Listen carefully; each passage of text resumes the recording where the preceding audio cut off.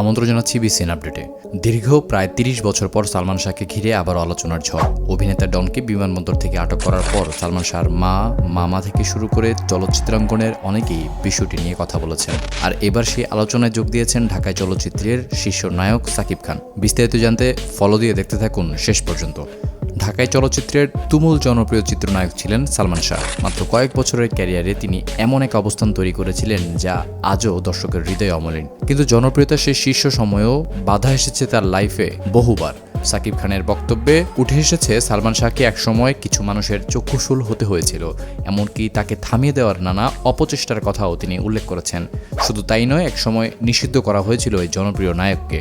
তবে এসব বাধা তাকে থামাতে পারেনি, বরং একের পর এক সিনেমার কাজ করে দর্শকের ভালোবাসা অর্জন করে নিয়েছেন তিনি। কিন্তু বিপত্তিটা এসেছে তার ব্যক্তিগত জীবনে।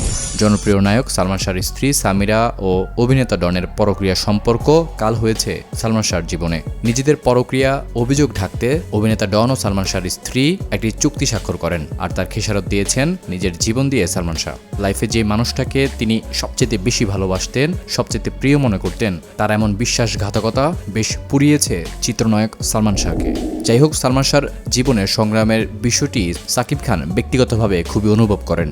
এদিকে সালমান শাহর জনপ্রিয়তা নিয়ে সাকিব খান আরও কিছু মন্তব্য করেছেন যা সত্যিই আবেগঘন। তিনি জানিয়েছেন, মৃত্যুর এত বছর পরও সালমান শাহর জন্য মানুষ চোখের পানি ফেলেন।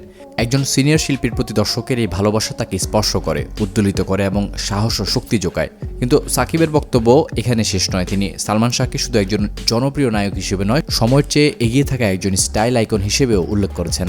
তার মতে সেই সময় পশ্চিমা সংস্কৃতির বিপরীতে এমন একজন আইকনের প্রয়োজন ছিল, আর সালমান শাহ সেই জায়গাটি পূরণ করেছিলেন।